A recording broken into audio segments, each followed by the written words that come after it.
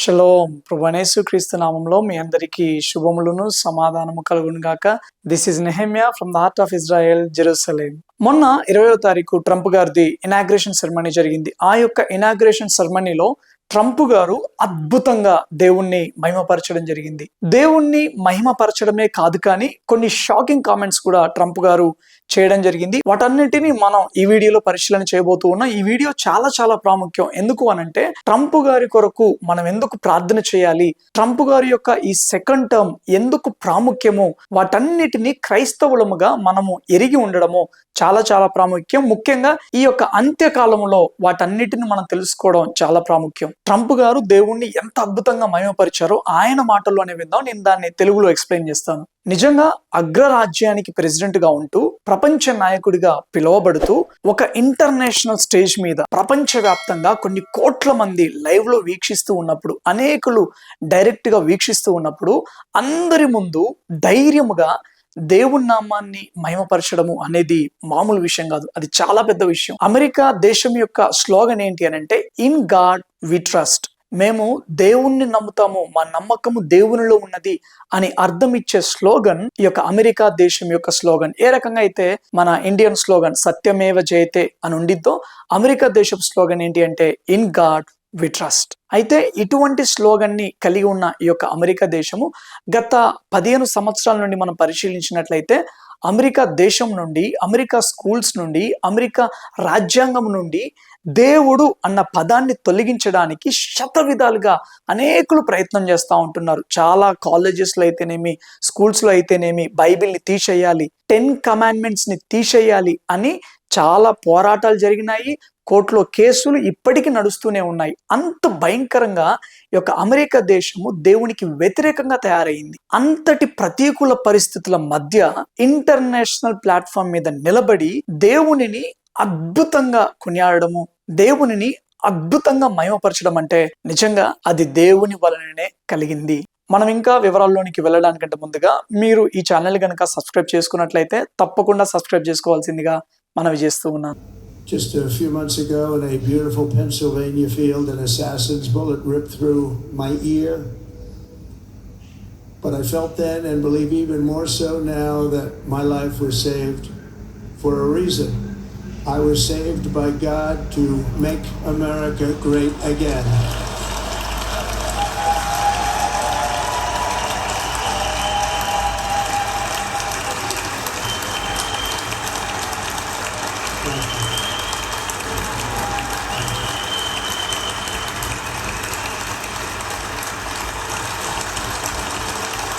Thank you very much.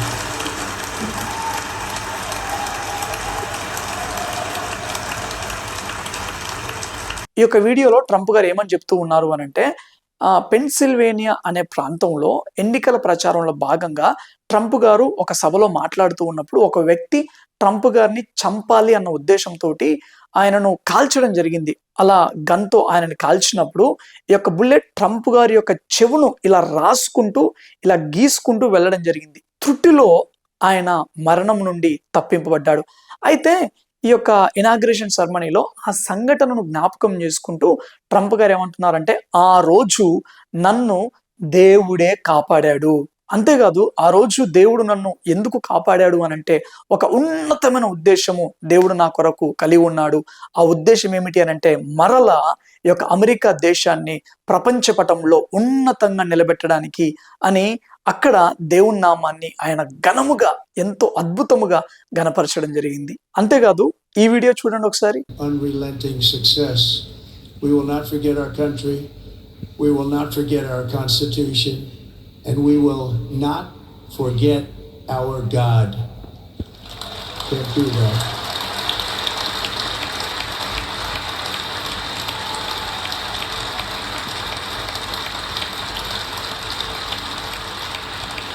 ఇక్కడ Trump గారు ఏమంటూ ఉన్నారు అనంటే, మన దేశాన్ని మనం మరవకూడదు, మన రాజ్యాంగాన్ని మనం మరవకూడదు, అంతేకాదు మన దేవునిని మనము మరవకూడదు, మన దేవునిని మేము మరువము, అస్సలు అలా జరగనివ్వము, కాంట్ డూ దట్ అని అక్కడ ప్రెస్ చేసి చెప్పడం జరిగింది. మన దేవుణ్ణి మనము మరవకూడదు, మన దేవుణ్ణి మేము మరిచిపోము. మన దేవుడు అంటే ఎవరు అని అంటే క్రీస్తే. అందరికీ తెలుసు ఆయన యేసు క్రీస్తు ప్రభుల వారి గురించి మాట్లాడుతూ ఉన్నాడు అనేసి. ట్రంప్ గారి యొక్క అమ్మ కావచ్చు, మరి వారి యొక్క పూర్వీకులు కావచ్చు, చాలా చక్కటి క్రైస్తవులు, చాలా బలమైన విశ్వాసులు వాళ్ళు. అంతేకాదు ట్రంప్ గారి చేతిలో ఉన్న బైబిల్ వెనుక ఒక ఉజ్జీవ సాక్ష్యం ఉన్నది. నేను దాని గురించి ఒక చక్కటి వీడియో కూడా చేయడం జరిగింది. నేను డిస్క్రిప్షన్ లో మెన్షన్ చేస్తాను. ఈ యొక్క వీడియో తర్వాత తప్పకుండా ఆ వీడియో చూడండి. మీ యొక్క ప్రార్థన జీవితము తప్పక బలపరచబడింది. ఓకే, నెక్స్ట్ క్లిప్పింగ్ చూద్దాం ఒకసారి. One people, one family, and one glorious nation under God. We are one people, మనమందరము ఒకే ప్రజలము. వన్ ఫ్యామిలీ, మనమందరము ఒకే కుటుంబము. And one glorious nation under God, దేవుని యొక్క అధికారము కింద ఉన్న ఒక అద్భుతమైన దేశం అని అమెరికా దేశం గురించి ఆయన మాట్లాడడం జరిగింది. అంతేకాదు ట్రంప్ గారు ఒక షాకింగ్ కామెంట్ చేయడం జరిగింది. ఒక్కసారి అదేంటో వినండి, నేను దాని గురించి ఎక్స్ప్లెయిన్ చేస్తాను. As of today, it will henceforth be the official policy of the United States government that there are only two genders, male and female.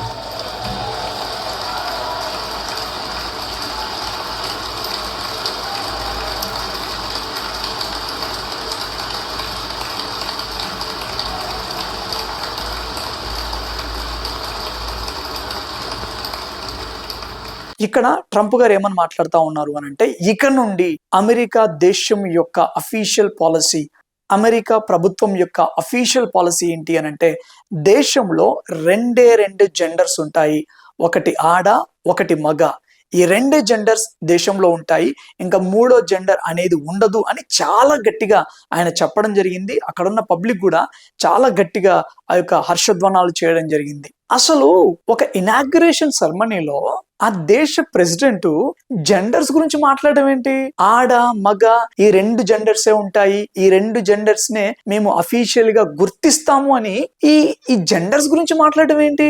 మనకు ఇది కొంచెం విచిత్రంగా అనిపిస్తుండొచ్చు, కానీ అమెరికా దేశం యొక్క ప్రస్తుతపు దౌర్భాగ్యపు పరిస్థితిని గనక మీరు గమనించినట్లయితే మీరు చాలా షాక్ అవుతారు. నిజంగా చెప్పాలి అని అంటే, దేవుని యొక్క వాక్యం ఏమంటుంది అని అంటే, అంత్యకాలపు దినములు ఈ రకంగా ఉంటాయి అని, అంత్యకాల దినముల యొక్క దౌర్భాగ్యపు స్థితిని తెలియజేయడానికి దేవుడు రెండు కాలాలను ఆయన ఉదాహరణ తీసుకోవడం జరిగింది. ఒకటి ఏంటి అని అంటే నోవహు దినములు, రెండోది ఏంటి అని అంటే లోతు దినములు. అంటే యేసుక్రీస్తు ప్రభుల వారు రావడానికంటే ముందుగా ఈ లోకం ఎంత భయంకరంగా తయారైద్ది అని అంటే లోతు దినముల లాగా తయారైద్దంట. ఏంటి లోతు దినముల లాగా తయారవడం అంటే దాని అర్థం ఏంటి అని అంటే, మీరు గమనించినట్లయితే ఆదికాండంలో ఈ యొక్క లోతు దగ్గరికి దేవుని దూతలు వచ్చినప్పుడు అక్కడ లోతు ఇంటి చుట్టూ భయంకరంగా పబ్లిక్ అంతా గుమిగూడి ఆ లోతు ఇంటి ద్వారాలను పగలగొడతా ఉంటుంటారు. అలా చేస్తూ ఉన్నప్పుడు లోతు గారు వెంటనే బయటికి రాగానే వాళ్ళందరూ ఏమంటారంటే, నీ ఇంటికి వచ్చినారు కదా గెస్ట్లు, వాళ్ళని బయటికి పంపివు, మేము వాళ్ళతో శయనించాలి అన్నట్టుగా వాళ్ళు మాట్లాడుతూ ఉంటుంటే లోతు గారు ఒక మాట అంటారు. ఏమంటారంటే, అయ్యా బాబు వద్దండి, నా ఇంటికి వచ్చారు వాళ్ళు, దయచేసి మీరు ఆ పాపం చేయమాకండి అంటూ బ్రతిమలాడుతూ, వారు ఇంకా వినకపోతే ఆయన ఏమంటాడు అనంటే, అయ్యా మీకు అంతకీ కావాలంటే ఇదిగో నా దగ్గర కుమార్తెలు ఉన్నారు, నా కుమార్తెలు ఉన్నారు, వారు పురుషుని ఎరుగని కుమార్తెలయ్యా, వాళ్ళని తీసుకెళ్ళండి అంటూ ఎంతో వేదనతో మాట్లాడడం జరిగింది. అయినా గాని అక్కడున్న పబ్లిక్ కుమార్తెలు వద్దు గాని వాళ్ళని పంపించు అని అంటారు. ఇప్పుడు దూతలు అని అంటే బైబిల్లో ఈ యొక్క దూతలను మాస్కులిన్ జెండర్ తో పోల్చడం జరిగింది. అక్కడ దూతలు స్త్రీ రూపంలో వచ్చిన వారు కాదు, పురుషుని రూపంలో వచ్చిన వారు. లోతు ఇంటి చుట్టూ గుమిగూడిన ఈ యొక్క అల్లరి మూక కన్యకలైన స్త్రీలను కాదని ఆ యొక్క పురుషులతో శయనించాలని భయంకరంగా అల్లరి చేస్తూ ఉన్నారు. అంతటి భయంకరమైన పాపం ఆనాడు సొదొమ గొమొర్రాను రాజ్యమేలుతూ ఉన్నది. అందుకే దేవుడు ఆ యొక్క అగ్నితో ఆ సొదొమ గొమొర్రాను దహించి వేయడం జరిగింది. అయితే ఇప్పుడు దేవుడు ఏమంటా ఉంటున్నాడు, ఆయన రాకడి కంటే ముందు లోకపు పరిస్థితి ఎలా ఇద్దంట, లోతు దినముల లాగా అయిపోయిందంట. ఇప్పుడు గమనించినట్లయితే ఆ లోతు దినములు అమెరికాలో భయంకరంగా చెలరేగిపోతా ఉంటున్నాయి. సేమ్ లోతు దినములలాగే ఈరోజు అమెరికా దుస్థితిలో ఉన్నది. ఎందుకు అనంటే అమెరికా దేశంలో ఈ యొక్క హోమోసెక్షువాలిటీ, స్వలింగ సంపర్కన, ఈ యొక్క ఆడవాళ్ళతోటి పాపం చేయడం, మగవాళ్ళతో పాపం చేయడం, మగవాళ్ళు ఈ యొక్క ఆడవాళ్ళలాగా లింగ మార్పిడి చేసుకోవడం, అంతేకాదు స్కూళ్ళల్లో పిల్లలు కూడా లింగ మార్పిడి చేసుకునే విధంగా వాళ్ళని బ్రెయిన్ వాష్ చేస్తూ ఉండడం. చాలా స్కూళ్ళల్లో జెండర్ గురించి చిన్న చిన్న పిల్లలకి చాలా తప్పుగా బోధించడము. అండ్ చాలా స్కూళ్ళలో అమెరికాలో చాలా ఫేమస్ కంపెనీస్లో స్త్రీలకు పురుషులకు సపరేట్ వాష్రూమ్స్ ఉండవు, అందరికి ఒకటే వాష్రూమ్. ఏంటి అని అంటే స్త్రీ పురుషుడు ఆ యొక్క తేడా ఏం లేదు, అందరూ ఒకటే అన్న ఒక భయంకరమైన బ్రెయిన్ వాషింగ్ మెంటాలిటీ అనేది చాలా స్కూళ్ళలో చాలా కాలేజెస్లో బోధిస్తూ ఉన్నారు. అంతేకాదు అమెరికాలో చాలా ప్రాంతాలలో, చాలా ఆఫీసులలో, చాలా స్కూళ్ళలో, కాలేజెస్లో అతడు, ఆమె అన్న ఈ యొక్క ప్రొనౌన్స్ ని వాడడము నిషేధం అంట. ఎందుకు అనంటే అతడు, ఆమె అని పిలిచినట్లయితే థర్డ్ జెండర్ ఈ మధ్యలో ఉంటారు కదా, వాళ్ళ యొక్క మనోభావాలు దెబ్బతింటూ ఉంటాయంట. సో ఎన్నడూ లేని భయంకరమైన వింత పోకడ ఇప్పుడు అమెరికాలో జరుగుతా ఉంది. దీన్నే వోక్ కల్చర్ అని అంటారు. అండ్ సంవత్సరంలో ఐ థింక్ జూన్లోనో జూలైలోనో ఈ యొక్క ప్రైడ్ మంత్ అని ఉంటుంది. ఆ ప్రైడ్ మంత్ అంటే ఏంటంటే ఈ యొక్క హోమోసెక్షువల్స్, ఎల్జిబిటిక్యూ వీళ్ళందరూ భయంకరంగా ఆ యొక్క దేశంలో ప్రధానమైన నగరాలలో పరేడ్స్ నిర్వహిస్తూ ఉంటుంటారు, ర్యాలీలు నిర్వహిస్తూ ఉంటుంటారు.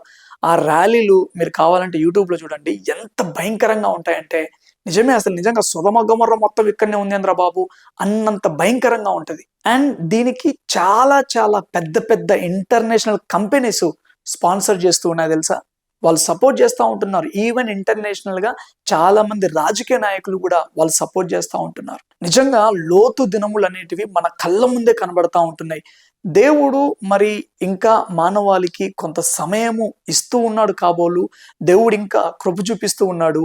అందుకే ట్రంప్ను ఈ సమయంలో ప్రెసిడెంట్ గా చేయడం జరిగింది. నిజంగా ఆ యొక్క కల్చర్ ఎంత భయంకరంగా ఉంటే ఒక దేశ ప్రెసిడెంట్ ఆయన ఇనాగ్రేషన్ సెరమనీలో ఈ పాయింట్లు లేవనెత్తాడు.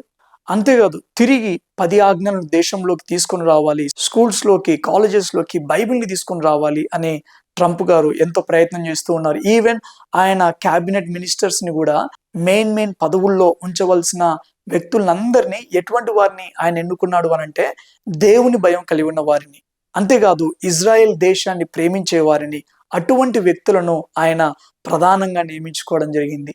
నిజంగా ఫస్ట్ టైం ట్రంప్ గారు గెలిచారు, సెకండ్ టైం ఓడిపోయినప్పుడు చాలా మంది బాధపడ్డారు. కానీ సెకండ్ టైం ఓడిపోవటం ద్వారా నిజంగా ట్రంప్ గారిని దేవుడు లిటరల్ గా ఒక అరణ్యం గుండా తీసుకెళ్ళినట్టుగా తీసుకొని వెళ్ళాడు. ఎందుకనంటే అసలు ఆ 4 years ఓడిపోయిన తర్వాత 4 years ట్రంప్ గారిని చాలా భయంకరంగా వేధించారు. ఈ యొక్క బిజినెస్ పరంగా కావచ్చు, ఈ యొక్క రాజకీయ పరంగా కావచ్చు, లేనిపోని కేసులన్నీ పెట్టి చాలా భయంకరంగా ఆయనను టార్చర్ చేయడం జరిగింది. ఈ యొక్క 4 సంవత్సరాలు అరణ్య అనుభవం గుండా వెళ్ళాక ఆయన ఎంతో రాటుదేలాడు. ఈవెన్ మనం బైబిల్లో భక్తులను కూడా గమనించినట్లయితే దావీదు రాజుగా అభిషేకింపబడ్డాక ఆయన అరణ్య మార్గం గుండా వెళ్ళడం జరిగింది. ఈవెన్ మోషే గారు కూడా అరణ్య మార్గం గుండా వెళ్ళడం జరిగింది. ఎప్పుడైతే అరణ్య మార్గం గుండా వీళ్ళు వెళ్ళారో నెక్స్ట్ వీళ్ళు డబుల్ అనాయింటింగ్ పొందుకున్నారు. సేమ్ అలాగే ట్రంప్ గారు కూడా ఈ యొక్క 4 సంవత్సరాలు భయంకరమైన అరణ్య మార్గం గుండా వెళ్ళి ఇప్పుడు గెలవడం జరిగింది. నిజంగా ఇప్పుడు ఆయన ఒక బలమైన పనులు చేస్తాడు అని అందరూ భావిస్తూ ఉన్నారు. నిజంగా దేవుడు ట్రంప్ను వాడుకోబోతూ ఉన్నాడు అని అందరూ భావిస్తూ ఉన్నారు. సో మనం కూడా ప్రార్థన చేద్దాం బిడ్డలారా, ట్రంప్ గారు ఈ యొక్క అమెరికాను తిరిగి దేవుని కొరకు నిలబెట్టులాగున, మేక్ అమెరికా గ్రేట్ అగైన్ అనే కాదు కానీ మేక్ అమెరికా ప్రే అగైన్ అనే విధముగా ట్రంప్ గారు అమెరికాను సిద్ధపరచులాగున మనం ప్రార్థన చేద్దాం. మరొక్క మారు అమెరికా దేశము క్రీస్తు కొరకు రగిలింపబడడానికి ట్రంప్ గారు బలమైన సాధనముగా వాడబడులాగున మనము ఆయన కొరకు ప్రార్థన చేద్దాం. అంతేకాదు యెరూషలేము పక్షాన ఆయన బలంగా నిలబడులాగున, కాంప్రమైజ్ అవ్వకుండా ప్రతి చోట దేవుని నామాన్ని మహిమపరచులాగున మనం అందరము ట్రంప్ గారి కొరకు, ఆయన ఆరోగ్యం కొరకు, క్షేమము కొరకు ప్రార్థించవలసిన అవసరత ఎంతైనా ఉన్నది. సో చివరి వరకు ఈ వీడియోను చూసిన మీ అందరికీ ప్రభునామంలో వందనాలు తెలియజేస్తూ ఉన్నాను. దయచేసి సబ్స్క్రైబ్ చేసుకునే ఎడల తప్పకుండా సబ్స్క్రైబ్ చేసుకోవాల్సిందిగా మనవి చేస్తూ ఉన్నాను. అంతేకాదు ట్రంప్ గారి కొరకు ప్రార్థన చేయడానికి ఎందుకు ప్రాముఖ్యము అన్న విషయాలు మిగతా క్రైస్తవులు కూడా అర్థం చేసుకునే విధముగా ఈ వీడియోను షేర్ చేయవలసిందిగా ప్రభునామంలో మనవి చేస్తూ ఉన్నాను. Thank you all. God bless you.